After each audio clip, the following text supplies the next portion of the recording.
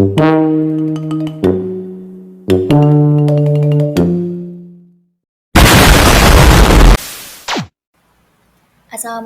warahmatullahi wabarakatuh. Perkenalkan, nama saya Anissa Rizky Nurabia Ramadanti. Di sini saya bersama teman-teman saya akan mempresentasikan pendidikan kewarganegaraan sebagai pilar identitas nasional.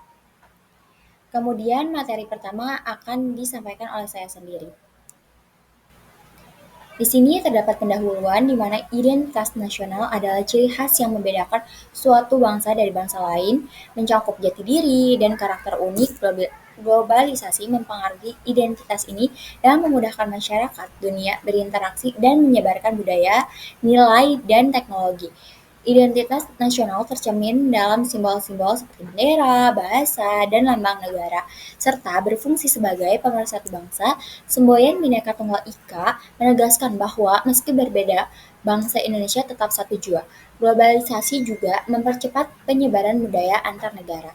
Komponen negatif yang mempengaruhi globalisasi, di mana ada pengamalan nilai-nilai Pancasila masih belum diimplementasikan secara maksimal di masyarakat, kemudian mendominasinya budaya luar pada kalangan generasi muda, terutama kita sebagai Gen Z dan juga ada Gen Alpha. Kemudian ada perkembangan pemahaman agama meyakini bahwa universalisme lebih penting daripada negara bangsa Indonesia itu sendiri.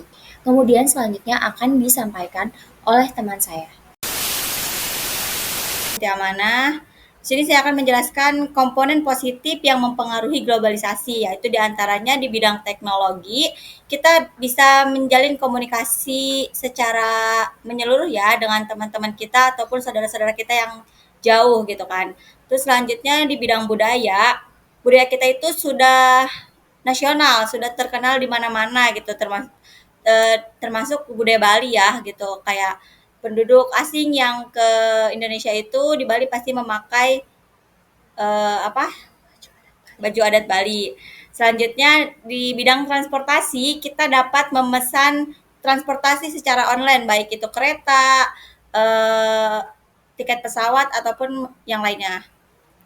Di sini ada pembahasan penguatan kewarganegaraan dalam identitas nasional, yaitu yang pertama mengajarkan dan mengimplementasikan Pancasila dalam kehidupan sehari-hari, sehingga masyarakat memiliki landasan moral dan etika yang kuat. Selanjutnya, yang kedua, membekali masyarakat dengan pengetahuan hukum dan hak asasi manusia, agar mereka bisa lebih sadar akan peran dan tanggung jawab mereka sebagai warga negara Indonesia. Selanjutnya, yang ketiga itu mendorong sikap saling menghargai dan menghormati perbedaan, sesuai dengan semboyan Bhinneka Tunggal Ika untuk menjaga persatuan dalam keberagaman. Selanjutnya yang keempat yaitu menggunakan media massa dan media sosial secara positif untuk menyebarkan pesan-pesan kebangsaan dan memperkuat rasa cinta tanah air. Baik, selanjutnya akan dijelaskan oleh rekan saya. Perkenalkan, saya Intan. Di sini saya akan membahas generasi muda sebagai ujung tombak identitas nasional. Pertama, memahami dan menghargai budaya lokal. Kedua, mengikuti dan berpartisipasi dalam kegiatan budaya. Ketiga, melestarikan budaya melalui teknologi. Lalu, menciptakan inovasi berbasis budaya dan mengajarkan mewariskan budaya. Selanjutnya, mengapa diperlukan identitas nasional?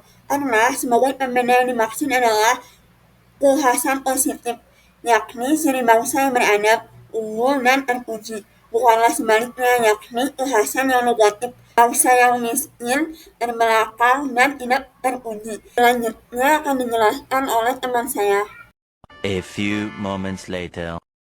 Nama saya Yudia Klea. Di sini saya akan menjelaskan bagian sumber historis, sosiologis, dan politeknik tentang identitas nasional.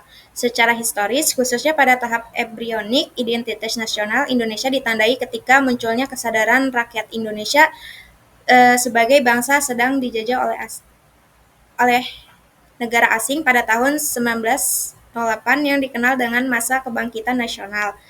Rakyat Indonesia mulai sadar akan jati diri sebagai manusia yang tidak wajar karena dalam kondisi terjajah. Pada saat itu muncullah kesadaran untuk bangkit membentuk sebuah bangsa. Kesadaran ini muncul karena pengaruh dari hasil pendidikan yang diterima sebagai dampak dari politik etis. Dengan kata lain, unsur pendidikan sangatlah penting bagi pembentukan kebudayaan dan kesadaran akan kebangsaan sebagai identitas nasional.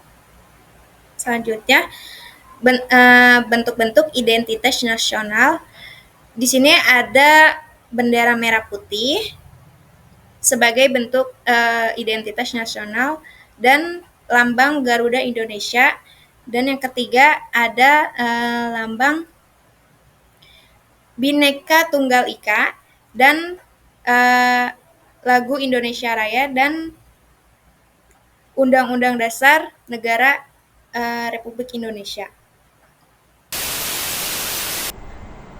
Baik, saya Sirul Purnamasari, izin melanjutkan mengenai pembahasan contoh identitas diri sebagai warga negara Indonesia. Yang pertama, kartu tanda penduduk, KTP. Yang kedua, surat izin mengemudi. Yang ketiga, akte kelahiran. Yang terakhir ada kesimpulan. Identitas nasional sangat penting bagi bangsa Indonesia karena yang pertama, bangsa Indonesia dapat dibedakan sekaligus dikenal oleh bangsa lain. Yang kedua, identitas nasional bagi sebuah negara bangsa sangat penting bagi keberlangsungan hidup negara bangsa tersebut karena dapat mempersatukan negara bangsa. Dan yang ketiga, identitas nasional penting bagi kewibawaan negara dan bangsa Indonesia sebagai ciri khas bangsa. Sekian, terima kasih.